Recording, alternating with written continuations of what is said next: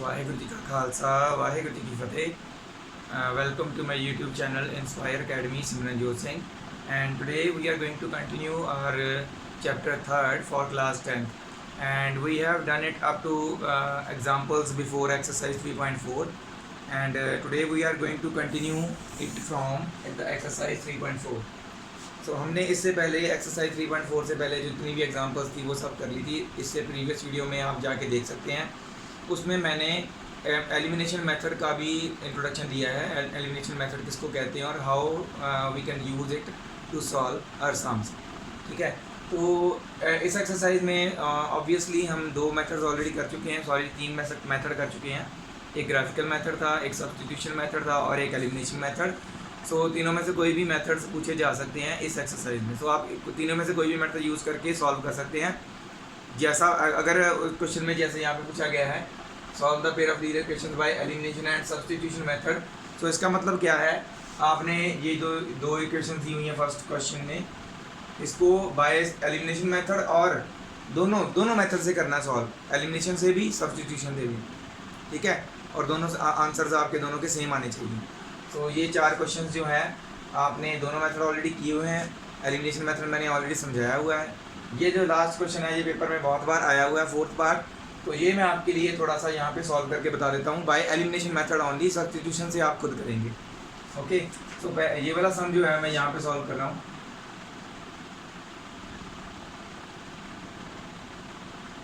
This one 4th part जो है, तो पहले देखिए कि ये नीचे इसके 2 और 3 डिनोमिनेटर में है।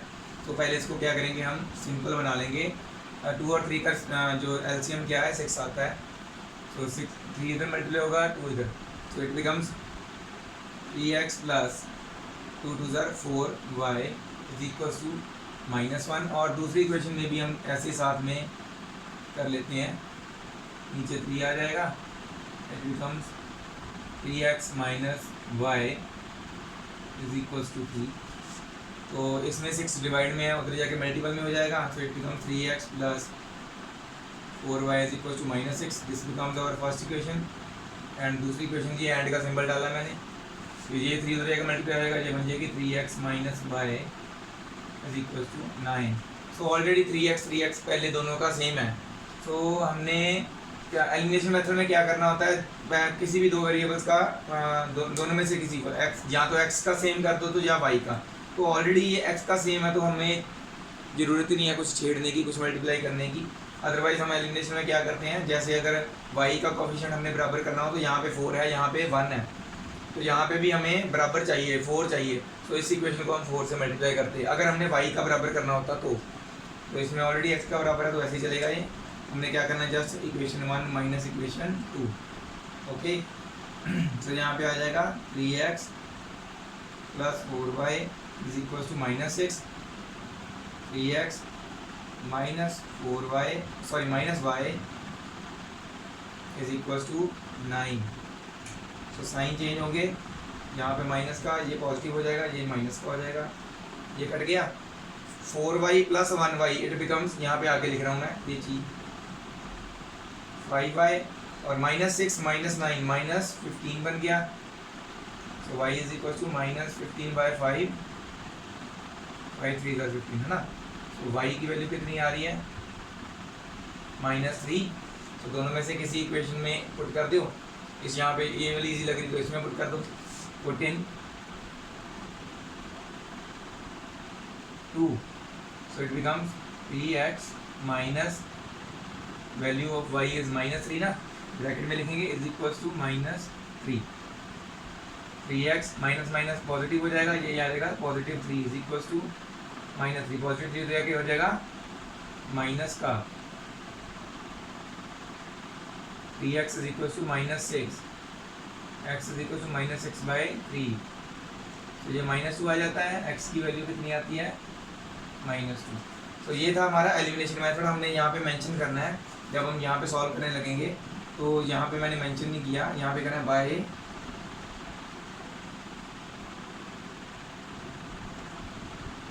Elimination method. उसके बाद ये अपने 1 - 2 करना है, तो ऐसे इसको सॉल्व करना है। ठीक है, तो ये था एलिमिनेशन मेथड। सब्स्टिट्यूशन मेथड आप ऑलरेडी जानते हो, हमने पहली वाली जो वीडियोस की है उसमें अच्छी तरह से उसको सॉल्व करके देखा हो कैसे करते हैं। तो ये था, एक पार्ट मैंने सॉल्व कर दिया, बाकी के 3 पार्ट्स आपने खुद करने हैं। स्क्रीन पॉज करके ये नोट कर सकते हैं आप।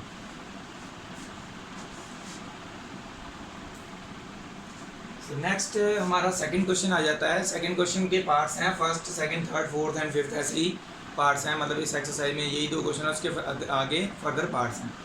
तो ये पहले पार्ट में क्या हो रहा है, पहले तो देखो क्या कहा हमने, form the pair of linear equations in the following and find their solutions by elimination method. तो मेथड मेंशन है, अदरवाइज नहीं भी मेंशन होगा, पेपर में मेंशन नहीं होता वैसे। तो आप किसी भी मेथड से जो भी आपको इजी लगेगा उससे सॉल्व करके आंसर निकाल सकते हैं।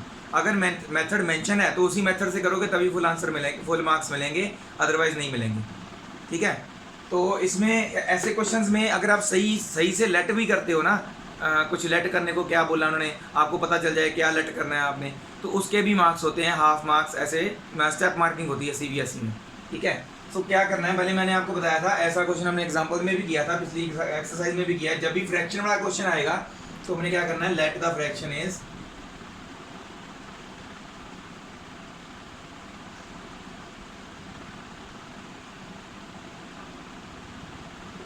x अपॉन वाई, जो हमने फ्रैक्शन लेट कर लेनी है अकॉर्डिंग टू क्वेश्चन। हमारा जो पहला केस है क्या है, यहाँ से sir, if we add 1 to the numerator, numerator मतलब ये x, and subtract 1 from the denominator, मतलब y से एक डिनोमिनेटर में से एक x सब्ट्रैक्ट कर देते हैं, then a fraction reduces to 1। Reduces का मतलब ये मत समझ लेना कि हमने माइनस करना है या कुछ ऐसे, मतलब पहले फ्रैक्शन थोड़ी बड़ी थी, ठीक है, जब उसमें से न्यूमरेटर में से एक ऐड किया और सब्ट्रैक्ट किया डिनोमिनेटर में से, तब वो कम होके 1 बन गई। सो दैट मीन्स रिड्यूसेस का मतलब यहाँ पे क्या है, इट बिकम्स 1 बन गई, फ्रैक्शन 1 हो गई सिर्फ। तो क्या करेंगे, न्यूमरेटर में उन्होंने ऐड किया एक और डिनोमिनेटर में से एक माइनस किया, देन फ्रैक्शन क्या बन गई, 1 बन गई, बस ये है फर्स्ट। तो इसको इधर मल्टीप्लाई कर देंगे, अगर 1 बाय समथिंग होता तो क्रॉस मल्टीप्लाई करते, अभी सिर्फ इसको इधर लेके जाना है। x plus 1 is equal to y minus 1 into 1, तो y माइनस 1 ही रहेगा ना, तो इसको कुछ नहीं होगा, कोई चेंजेस नहीं होंगे, तो इसको इधर ले आना है सारे। या फिर आप ऐसे करो, y को इधर ले आओ, माइनस 1 उधर ले जाओ, x माइनस वाई, ये माइनस 1 एज इट इज़ है इधर, इस ये वाला, ये 1 उधर जाके माइनस का हो गया। ठीक है, तो क्या बन गया, x minus y is equal to -2। So ये आ गई हमारी फर्स्ट इक्वेशन। ऐसे ही दूसरा केस आ जाएगा,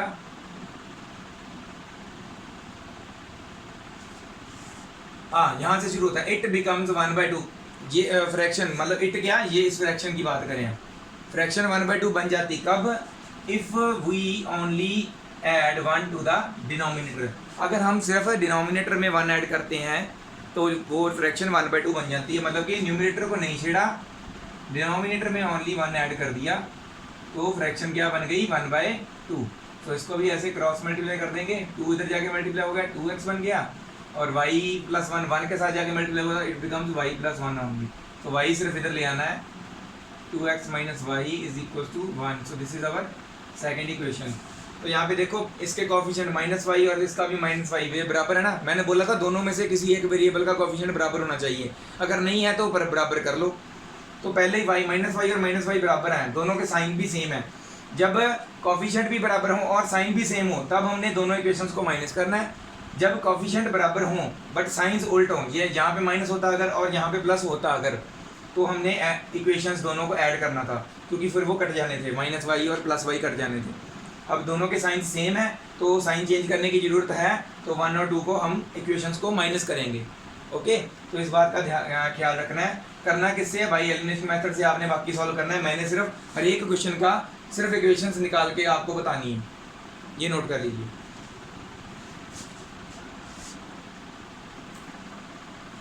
सो ये हमारा सेकंड पार्ट है, सेकंड सम का second part. 5 years ago Noori was thrice, ये thrice लिखा हुआ है, THRICE। 5 years ago Noori was thrice as old as Sonu.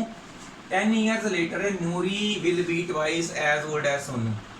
How old are Noori and Sonu. तो ऐसे जब एजेस वाला आता है, तो दो बंदे अगर बताए होते हैं तो दोनों की प्रेजेंट एज हमने लेट करनी है। तो यहाँ पे नूरी और सोनू की लेट करनी है। Let the present age of Noori, हम लेट कर लेते हैं इसकी प्रेजेंट एज है x years, and the present age of Sonu हम लेट कर लेते हैं y ईयर्स। ठीक है। सो अकॉर्डिंग टू क्वेश्चन उन्होंने क्या बोला हुआ है, फर्स्ट केस 5 ईयर्स अगो, दोनों की एज 5 ईयर्स पहले, मतलब कि अब उनकी एज अगर x है तो 5 ईयर्स पहले क्या होगी x माइनस 5 और दूसरे की y माइनस 5। अब देखो Noori was thrice as old as Sonu, Noori की एज ये है x माइनस 5 वाली और सोनू की एज ये है। नूरी की एज 3 गुना ज़्यादा थी किससे, सोनू की एज से 3 गुना, मतलब 3 इंटू सोनूज एज। तो ये जब 3 इंटू यहाँ पे क्या है, नूरीज एज वॉज का मतलब यहाँ पे इक्वल टू आ जाएगा, equal to 3 times that of the age of Sonu. तो ये इसको सॉल्व कर लेते हैं।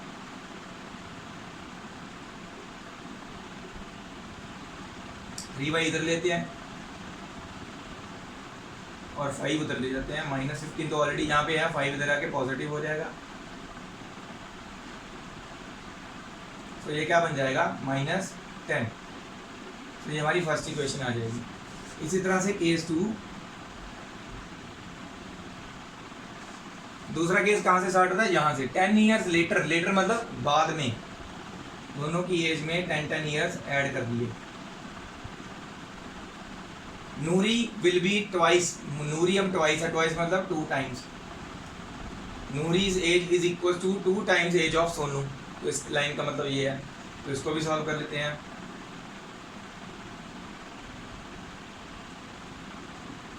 तो 2 वाई इधर ले आते हैं, 10 उधर ले जाते हैं। तो ये क्या आ जाएगा, x minus 2 y is equal to 10। तो ये आ गई हमारी सेकेंड इक्वेशन। इन दोनों के भी फर्स्ट जो कोफिशिएंट है ऑलरेडी बराबर हैं, तो जस्ट इनको क्या करना है हमने, माइनस और एलिमिनेशन मेथड से हमारा आंसर आ जाएगा। तो ये भी आपने नोट कर लेना है स्क्रीन पॉज करके।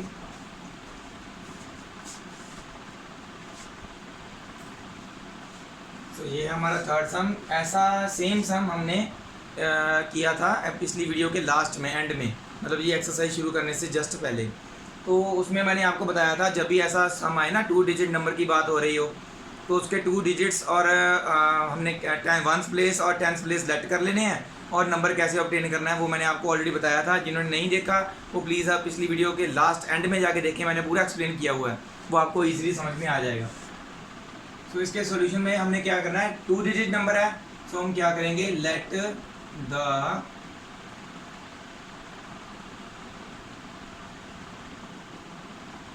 टेंस प्लेस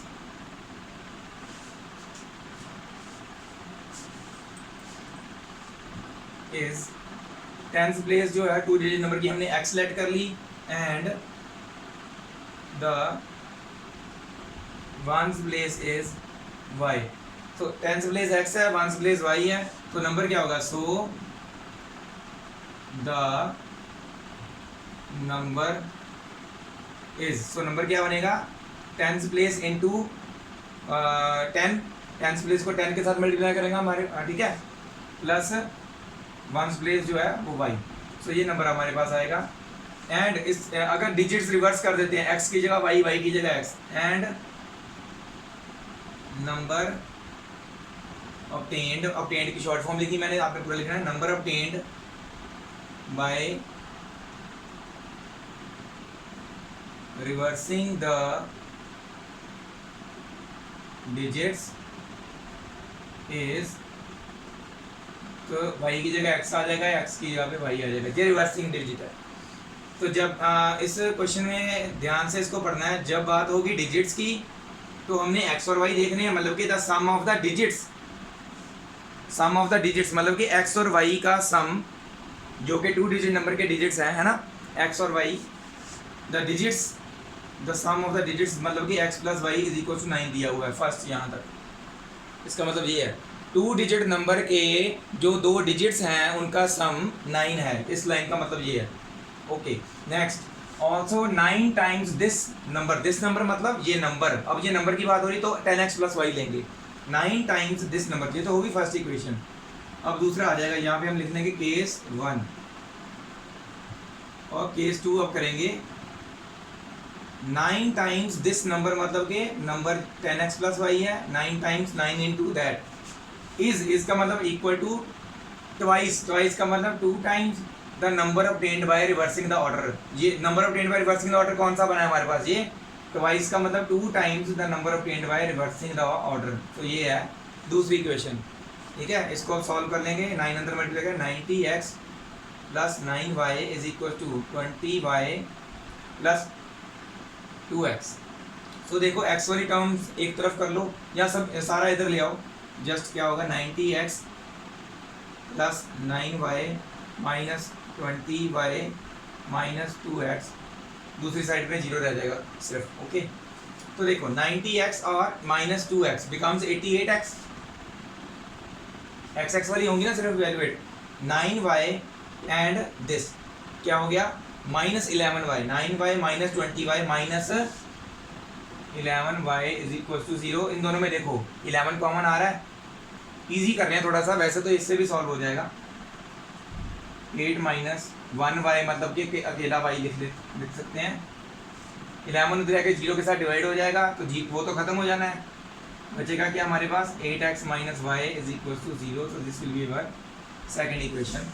फर्स्ट हमारे पास देखो पॉजिटिव y है, यहाँ पे नेगेटिव y है। मैंने बताया था कि जब कोफिशिएंट बराबर हो, इस y के साथ यहाँ पे कुछ नहीं है मतलब कि 1 है, तो यहाँ पे भी y के साथ कुछ नहीं मतलब 1 है, बट साइन क्या है, यहाँ पे नेगेटिव है यहाँ पे पॉजिटिव है। तो मैंने बताया था अगर कोफिशिएंट सेम हो बट साइंस अलग अलग हों वेरिएबल्स के, देन हमने इक्वेशंस को ऐड करना है, 1 और 2 को ऐड करेंगे, y और माइनस वाई और अपने आप कट जाएंगे, x और 8x बिकम्स 9x, दूसरी तरफ 9 ऑलरेडी है, x की वैल्यू 1 आ जानी है, ओके। तो इसका आपने आगे सॉल्व करना है, इसको नोट कर लीजिए।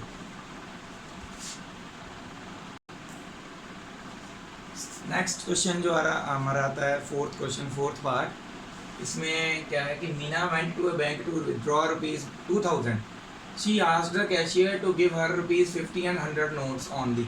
उसने कहा पहले तो वो पैसे निकालने गई 2000 रुपये, ठीक है। उसने कैशियर से सिर्फ 50 और 100 के नोट ही मांगे, उसके अलावा उसने कुछ नहीं मांगा। उसको फिर कैशियर ने टोटल 25 नोट्स दे दिए, मतलब कुछ 50 के कुछ 100 के, ओके। टोटल 25 नोट्स आ गए। उसके बाद find how many notes of ₹50 and 100 she received. So हमें तो ये पता चल गया कि हमने लेट क्या करना है, let the number of notes ₹50 received x and number of notes of 100 is y।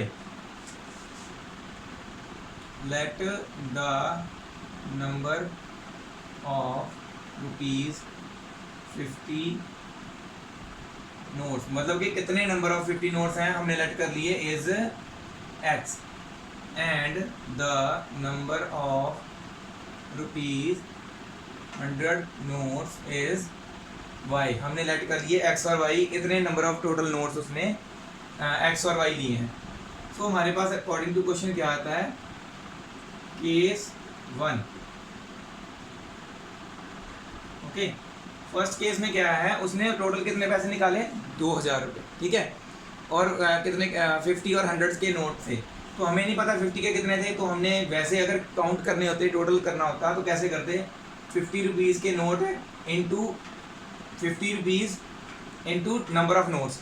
तो हमारे पास ₹50 के कितने नोट है वो आ जाता, प्लस ₹100 के कुछ नोट हैं, है ना, y 100 इंटू वाई करते तो हमारे पास 100 के टोटल आया था। दोनों का टोटल कितना है, टोटल उतने किसने निकाले थे, 2000 विड्रॉ करवाए थे, ठीक है। 50 into number of notes of 50 and 100 into number of notes of y 100 वाले, ठीक है, वाई वाला।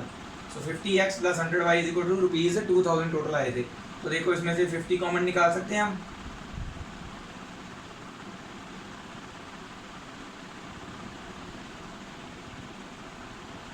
उधर जाके 2000 के साथ डिवाइड हो जाएगा,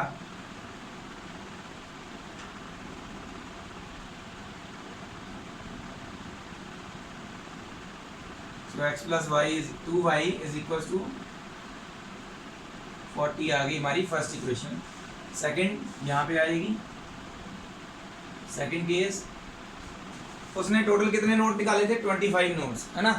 so x number of notes थे 50 के और y नंबर ऑफ नोट्स थे 100 के। तो टोटल नोट्स कितने हुए 25, उतने 25 निकाले थे ना। तो ये आ गई हमारी सेकंड इक्वेशन। देखो x और x कोएफिशिएंट फिर बराबर है, जस्ट क्या करना है और सेम साइन है तो माइनस करना है दोनों इक्वेशंस को। अच्छा, कई लोग सोच रहे होंगे कि सभी क्वेश्चंस ये इक्वेशंस निकाल के छोड़ रहे हैं, तो आपके लिए ये मैं इसलिए कर रहा हूँ क्योंकि प्रैक्टिस भी ज़रूरी है। मैंने ऑलरेडी एग्जांपल्स में पहले जहाँ समझाते वक्त ऑलरेडी इसको अच्छी तरह से सॉल्व करके बताया है, जिसने नहीं देखा वो देख सकता है दोबारा। उससे क्या होगा, अब मैंने आपको ये केसेस सॉल्व करके इक्वेशन तक पहुँचा दिया है, तो आप इजीली इसको आगे सॉल्व कर सकते हैं। आपके पास ऐसी इक्वेशंस तो ऑलरेडी आपने सॉल्व करके देखी हुई हैं, तो इसलिए आपको बार बार मैं कह रहा हूँ प्रैक्टिस हो जाए आपकी। तो ये इसलिए मैं यहाँ पे छोड़ देता हूँ, आपने खुद सॉल्व करके देखना है और आंसर आपको ऑलरेडी पता चल ही जाएंगे, क्योंकि ये एनसीईआरटी बुक सॉल्व कर रहा हूँ मैं। तो एनसीईआरटी बुक के जो पीडीएफ होता है वो ऑलरेडी अवेलेबल है ऑनलाइन, आप देख सकते हो, और उसके बैकवर्ड्स पीछे जो आंसर दिए होते हैं हर एक क्वेश्चन का क्या आंसर आएगा, तो आप इजीली चेकआउट कर सकते हो कि आपके आंसर सही आए कि नहीं आए। ठीक है, तो ये भी नोट कर लीजिए, इसको आगे सॉल्व करना है।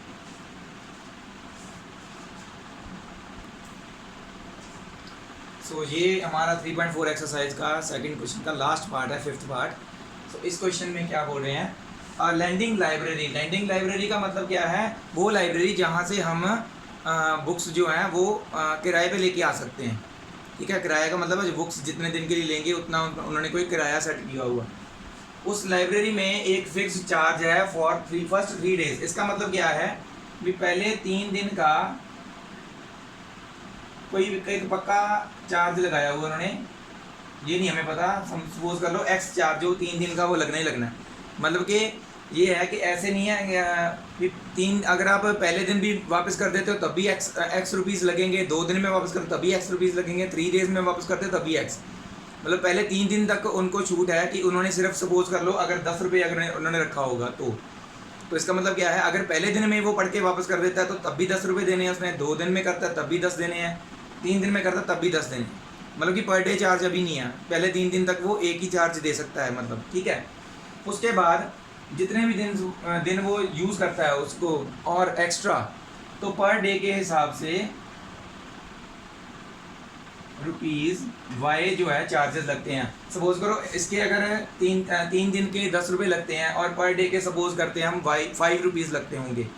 तो इसका मतलब क्या है, अगर किसी बंदे ने 6 दिन के लिए किताब रखी है तो पहले 3 दिन का वो 10 रुपये पे करेगा, ठीक है। बाकी के 3 दिन क्या है, 1 2 3, एक दिन का पर डे के हिसाब से 5 रुपये देगा। पहले 3 दिन का 10 रुपये पक्का, बाकी डेज के 5 5 और 5, तो टोटल कितने देगा वो 10 + 5 + 5 + 5, तो इट बिकम्स 25 रुपीज़। तो ऐसे इस सम को आपने समझ लेना है भी ऐसे किया उन्होंने। तो हमने लेट क्या करना है इसमें, जो उन्होंने पूछा हुआ है क्या फिक्स चार्ज कितना है और पर डे चार्ज कितना है। सो हम क्या करेंगे यहाँ पे सोल्यूशन में, let the fixed charge for 3 days is ₹X and the charge for each extra day is ₹Y। So according to question हमारे पास 2 इक्वेशंस क्या बनती हैं। एक लड़की सरिता है, उसने 27 रुपीज़ पे किए, किसके लिए, उसने एक बुक रखी थी 7 दिनों के लिए, ठीक है। तो 7 दिन का मतलब क्या हुआ, 7 दिन में से पहले 3 दिन निकाल लो, क्योंकि पहले 3 दिन का तो X रुपीज़ लगेगा ना। 7 दिन में से पहले 3 दिन निकल गए, उसने कितने दिन एक्स्ट्रा रखी, 4 दिन। तो सो जो वो एक्स्ट्रा 4 दिन है उनका पर डे के हिसाब से 4 × Y, मतलब पर डे का चार्ज Y है, तो 4 दिन का कितना हुआ 4Y हो गया। पहले 3 दिन का X, बाकी के 4 दिन का 4Y इज इक्वल टू कितने चार्जेस पे किए उसने 27। सो ये आ गई हमारी फर्स्ट इक्वेशन। सो ये हमारा केस 1 है। ऐसे ही केस 2 आएगा। पहले उन्होंने रखा 5 डेज़ के लिए बुक को, पहले 3 दिन का X रुपीज़, बाकी 5 डेज़ में बाकी कितने दिन बचे, 2 दिन बचे।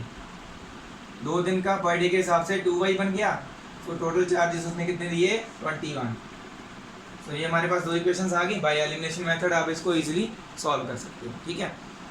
तो ये था हमारा 3.4 एक्सरसाइज तक का लास्ट। इसके बाद हमारे पास आती है लास्ट जो हमारा रह गया था, मैंने आपको एक और मेथड बताया था, that was cross multiplication method, ठीक है। तो आप ये अच्छी तरह से नोट कर लीजिए पहले। सो नेक्स्ट हमारा मेथड आता है क्रॉस मल्टीप्लिकेशन मेथड। ये मेथड जो है एक एग्जांपल के साथ बहुत इजीली समझ आ जाएगा आपको, ठीक है। सो मैं एग्जांपल भी सॉल्व कर रहा हूँ, आपका क्रॉस मल्टीप्लिकेशन मेथड भी ना साथ में आपको समझ आ जाएगा, ठीक है। सो पहले ये बढ़िया है, from a bus stand to bus stand in Bangalore, Bangalore में एक बस स्टैंड है, उससे if we buy 2 tickets to Malleshwaram and 3 tickets to Yeshwantpur, total cost is ₹46। तो जहाँ बेंगलोर से अगर 2 टिकट्स मल्लेश्वरम की और 3 टिकट्स यशवंतपुर की लेते हैं तो टोटल कॉस्ट ₹46 बनती है। अगर 3 टिकट्स मल्लेश्वरम, मैंने सिर्फ फैमिली का अपने पूरा लिख लेना, ठीक है, and 5 tickets to y for Yeshwantpur, okay, the total cost is ₹74। Find the fares from the bus stand to Malleshwaram and Yeshwantpur. ये आपने पूरा लिख लेना है, ठीक है, अमाउंट वाई की पूरी मैंने शॉर्ट फॉर्म में लिखा है। सो हम करते हैं let the fare from bus stand to Malleshwaram का एम लिखा है मैंने, यहाँ पे पूरा लिख लेना है, ₹X ले लेते हैं हम, इसका फेयर X है, and the fare from bus stand to Yeshwantpur is ₹Y। So ये तो इजीली पता चल रहा है कि आपकी इक्वेशंस क्या बनेगी। फर्स्ट इक्वेशन बनेगी 2 टिकट्स मल्लेश्वरम की मतलब के 2x और 3 टिकट्स यशवंतपुर की 3y इज इक्वल टू कितने कॉस्ट लगी पूरी 46। तो ये आपकी फर्स्ट इक्वेशन आ जाएगी, ये आ जाएगी सेकंड। तो सेकंड में क्या है, 3 टिकट्स मल्लेश्वरम की और 5 टिकट्स यशवंतपुर की, तो ये आ जाएगा टोटल 74, ठीक है। इस मेथड में मेन चीज़ क्या है, आपका कुछ भी राइट हैंड साइड में नहीं होना चाहिए। जैसे यहाँ पे 46 है ना, इक्वल टू के बाद, मतलब इक्वल टू के बाद राइट हैंड साइड में कोई नंबर नहीं होना चाहिए, जो भी है इधर ले आओ। तो इसको क्या करेंगे हम, 2x plus 3y minus 46 is equal to 0, और ये बन जाएगी 3x plus 5y minus 74 is equal to 0, okay. तो हमारी जो वैसे नॉर्मल हम लिखते हैं इक्वेशंस की जनरल फॉर्म क्या होती है, अगर हम जनरल फॉर्म देखनी है उनकी, तो मैं समझाने के लिए लिख रहा हूँ, सिर्फ आपने क्वेश्चन को सॉल्व जो करना है सीधा मेथड से करना। मैं समझाने के लिए जनरल फॉर्म दोनों की क्या होगी, लीनियर इक्वेशन की क्या होती है। पहली इक्वेशन की हमने लिखी थी a1x plus b1y plus c is equal to 0। ऐसे दूसरे की लिखी थी a2x plus b2y plus c2 is equal to 0। So x का कोफिशिएंट फर्स्ट कोफिशिएंट है, ऐसे ऐसे हमने 1 मैंने जो लिखा ना, ये आपने ऐसे ही मान के चलना है क्योंकि फॉर्मूले में काम आएगा। जो x का कोफिशिएंट है a1 और a2 दोनों को हमने 1 1 मान लेना है, ठीक है। दूसरा y का कोफिशिएंट b2 है, ये 2 2 है, सेकंड नंबर पे है तो 2 लिख लिया इसको। थर्ड c1 कांस्टेंट ये और ये तीसरे नंबर पे है तो इनको 3 3 लिख दिया। मतलब कि x का कोफिशिएंट a1 और a2 दोनों 1 1 है, b1 और b2 2 2 ले लिए, दूसरे नंबर पे लगा लिए, और तीसरा तीसरे नंबर पे। तो क्रॉस मल्टीप्लिकेशन मेथड क्या होता है, बाय क्रॉस मल्टीप्लिकेशन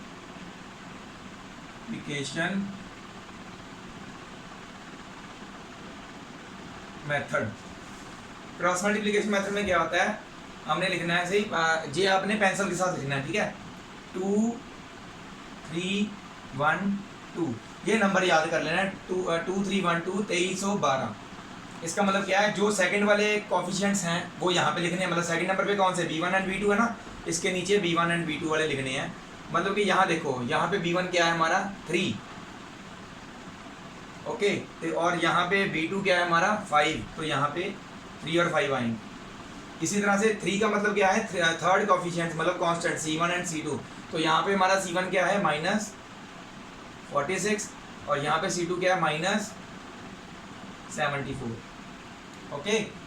और इसके बाद फर्स्ट का मतलब a1 और a2 x के कोफिशिएंट, यहाँ पे हमारा x का कोफिशिएंट क्या है 2, यहाँ पे क्या है 3, उसके बाद फिर 2 रिपीट हो रहा है, मतलब कि यही वाले यहाँ पे लिख देने हैं 3 और 5, ठीक है।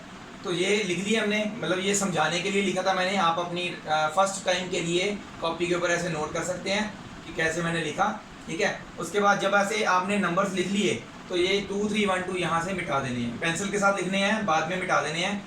इन दोनों के बीच में यहाँ पे x लिख लेना है, इन दोनों के बीच में यहाँ पे y, इन दोनों के बीच में 1। इसका मतलब क्या है x, y और 1 लिखने का, ये देखो x के नीचे क्रॉस मल्टीप्लाई करना है इसको, यहाँ से देखो राइट हैंड साइड से शुरू करना है, नीचे वाले से, राइट हैंड साइड नीचे से शुरू किया, इसको इसके साथ मल्टीप्लाई करना है 74 को 3 के साथ, तो क्या आएगा 7 3 होता है 21, 210 तो हमारे पास आएगा ही आएगा, 4 3 12 और 210 में 12 ऐड करो, कितने आते हैं 222, सो माइनस का 222 आ जाएगा। इसके नीचे x के नीचे लिख रहे हैं हम, ठीक है, ऐसे ब्रैकेट में लिखेंगे, इसको इसके साथ मल्टीप्लाई करके इसके नीचे लिख दिया, ठीक है, लेफ्ट हैंड साइड पे लिख दिया इसके, ओके। अब इसको इसके साथ करना है, बट मल्टीप्लाई करने से पहले एक फॉर्मूले में माइनस होता है यहाँ पे, ठीक है, इनका मल्टीपल जो है यहाँ पे लिख के फिर माइनस फॉर्मूले में होता है, उसके बाद इन दोनों को मल्टीप्लाई करना, 5 4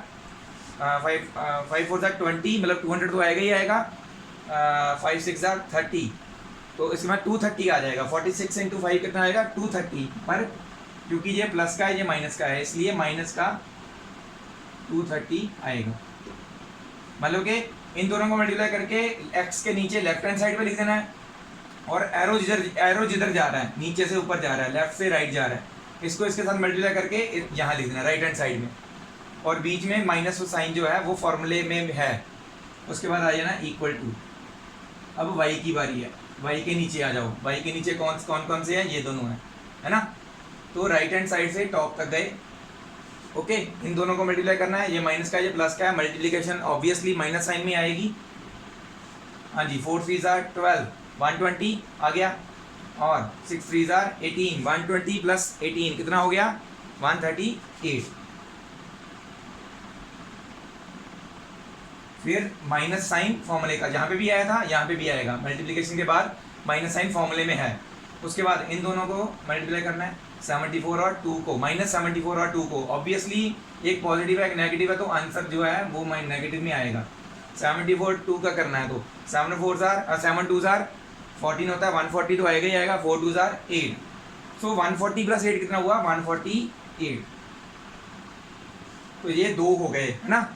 इसके बाद तीसरा जो 1 वाला होता है ना, इसी के आगे लिखना होता है, हमारे पास जगह नहीं है तो मैं यहाँ पे नीचे लिख रहा हूँ, ठीक है, इक्वल टू में इसी के साथ लिखते हैं, वैसे आगे लिखते हैं इसके साथ ही, तो मैं नीचे लिख रहा हूँ, आपने साथ में लिखना है इक्वल टू डाल के। अब देखो इसको इसके साथ मल्टीप्लाई करना हर बार ऐसे ही है, राइट से टॉप जो आंसर आया उसके लेफ्ट में लिख दिया, फिर बीच में साइन माइनस का, फिर लेफ्ट से टॉप जो आंसर आया उसको उसके राइट में लिख दिया, वेरिएबल के नीचे, अपने एक्ट के नीचे ऐसे लिखा, वैसे वाई के नीचे अब 1 के नीचे लिखना है, 5 2 10, 1 के नीचे लेफ्ट हैंड साइड में हमने 10 लिख दिया, बीच में माइनस साइन फॉर्मूले का, अब 3 3 9, ठीक है, तो ये पॉजिटिव ही था तो माइनस साइन सिर्फ यही रह जाएगा, ओके। अब इसको सॉल्व कैसे करना है, तो थोड़ा सा मैं इधर वाला रब कर देता हूँ ताकि इजीली इसको समझा सकूँ। ये आपने वीडियो पॉज करके ये सारा नोट कर लेना है क्योंकि मैंने ये रब करना है।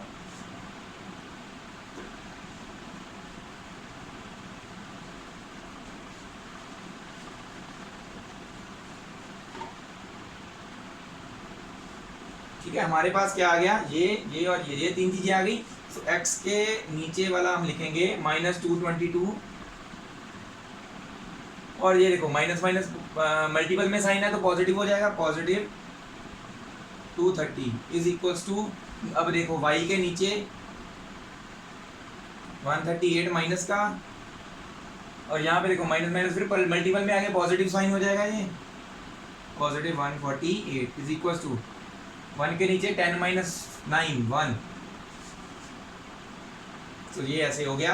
अब दोबारा फिर देखो x के नीचे -222 + 230, मतलब ये बड़ा है ये छोटा है, 230 में से 222 गए माइनस होंगे ना, तो कितना आ जाएगा सिर्फ 8। y की वैल्यू 148 में से 138 गए, क्योंकि ये पॉजिटिव है नेगेटिव है, ये बड़ा है ना, इसका साइन आएगा, होंगे तो माइनस ही, यहाँ पे आ जाएगा 10 इज इक्वल टू 1/1। सो पहले करेंगे इन दोनों को कंपेयर। यहाँ पे लिखेंगे, ऐसे लिखना होता है क्योंकि ये तीनों इक्वल टू में है, तो इन दोनों को कंपेयर कर सकते हैं।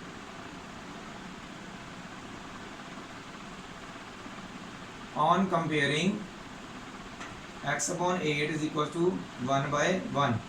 तो क्रॉस मल्टीप्लाई करेंगे तो 1/1, 1 इंटू एक्स 1 ही रह जाएगा, x इंटू और 8 इंटू 1 8 हो जाएगा। सो यहाँ से हमारे पास x की वैल्यू 8 आ गई।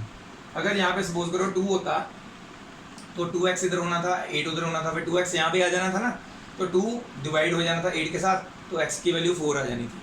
तो ये भी ध्यान रखना है, कई बार नीचे जरूरी नहीं 1 ही आएगा, कुछ और भी आ सकता है माइनस करके। ओके, तो ये आ गई हमारे पास एक वैल्यू। नाउ दूसरी वैल्यू कैसे निकालेंगे? ऑन कंपेयरिंग, अब इन दोनों को कंपेयर कर दो। y/10 is equal to 1/1। Cross multiply किया, ये इधर और ये इधर, y इंटू 1 तो y रह जाएगा, 10 इंटू 1 10, y की वैल्यू आ गई 10। सो ये है हमारा क्रॉस मल्टीप्लिकेशन मेथड। मैंने आपको बताया इनको कैसे लिखना है, मल्टीप्लाई कैसे करना है, माइनस कैसे करना है, उसको बस सॉल्व कैसे करना है।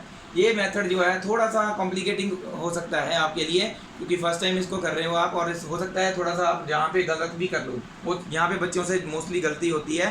तो इसको ध्यान से करना है, बहुत इजी मेथड है। अगर इसको आप ध्यान से करोगे तो बाकी मेथड्स में से ये सबसे क्विक मेथड माना जाता है, अगर इसको ध्यान से किया जाए तो। क्योंकि बच्चे मोस्टली क्या करते हैं, एलिमिनेशन मेथड को ज़्यादा इजी मानते हैं और उसको कोई भी सम होता है उसको एलिमिनेशन मेथड से कर देते हैं। पर जहाँ पे मेंशन किया होगा कि करना ही क्रॉस मल्टीप्लिकेशन मेथड से है, तो आपको करना पड़ेगा ना फिर। तो इसके लिए इसको आप ध्यान से देखना है कैसे किया है। दोबारा वीडियो देख लो, बैक करके दोबारा देख लो, ताकि आपको पूरा क्लियर हो जाए कि हमने कैसे किया है। इसके रिलेटेड मैं आपको आगे सम डालता हूँ, जो पहले ये नोट कर लीजिए। सो क्रॉस मल्टीप्लिकेशन मेथड के रिलेटेड जो सम्स हैं वो हमारे एक्सरसाइज में आएंगे। उससे पहले हमारे पास 2 एग्जांपल्स हैं, इसके बाद वैसे एक्सरसाइज स्टार्ट होनी है, that we will do in the next video. तो मैंने सोचा अभी पहले हम एग्जांपल्स क्लियर कर लेते हैं, उसके बाद वीडियो में हम मेथड को दोबारा देख लेंगे नेक्स्ट वीडियो में। तो देखो इस पे वीडियो में भी ऐसा क्वेश्चन आता, नेक्स्ट जो एक्सरसाइज है उसमें भी ऐसे क्वेश्चन है, पेपर में ये क्वेश्चन ऐसे क्वेश्चन आते हैं, ठीक है। तो क्या ध्यान से देखिएगा। For which value of p does the pair of equations given below has a unique solution. कहते p की वैल्यू क्या होनी चाहिए ताकि ये जो इक्वेशंस दी हुई हैं इनका आंसर जो आए वो यूनिक सॉल्यूशन आए, ठीक है। तो यहाँ पे देखिए कि हमारे पास p यूनिक सॉल्यूशन का कंडीशन क्या है। For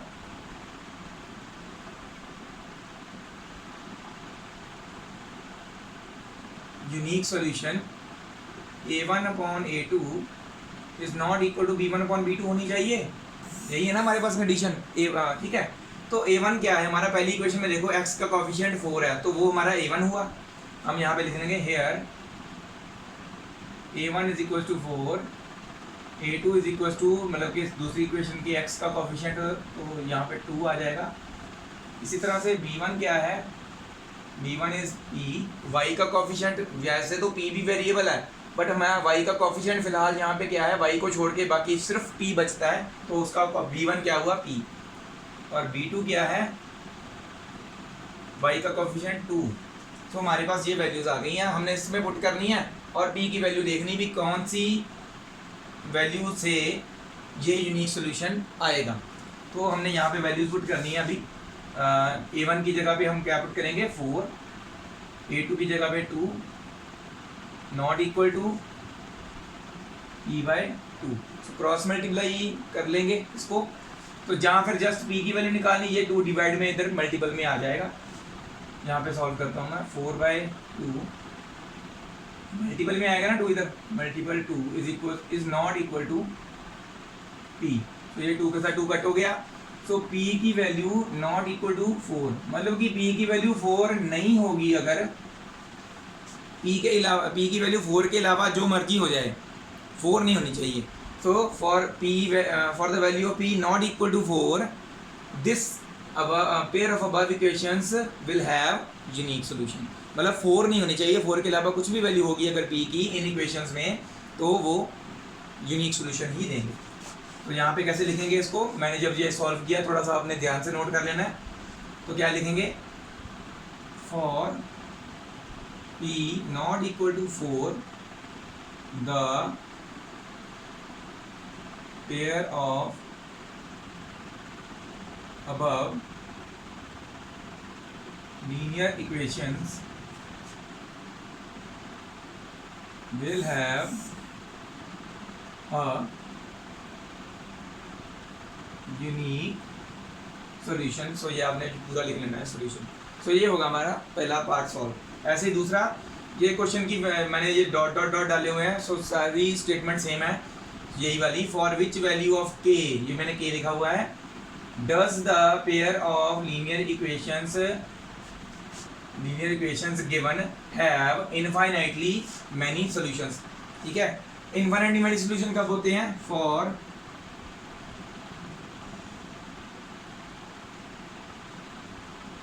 infinitely many solutions। हमारी कंडीशन क्या है, a1 upon a2 should be equals to b1 upon b2 should be equal to c1 upon c2। तो हमारी अगर कॉफिशिएंट्स को कंपेयर करें इजीली तो क्या होगा, हियर a1 मतलब कि x का कॉफिशिएंट यहाँ पे क्या है, k है, b1 क्या है, y का कॉफिशिएंट दैट इज 3 है, और c1 क्या है, ये पूरा कांस्टेंट माइनस साइन के साथ, माइनस k-3। इसी तरह से a2 मतलब कि x का कॉफिशिएंट 12, b2 y का कॉफिशिएंट फिर k, और c2 ये पूरी चीज along with sign minus k। So ये हमारी वैल्यूज आ गई, यहाँ पे पुट कर देनी है। सो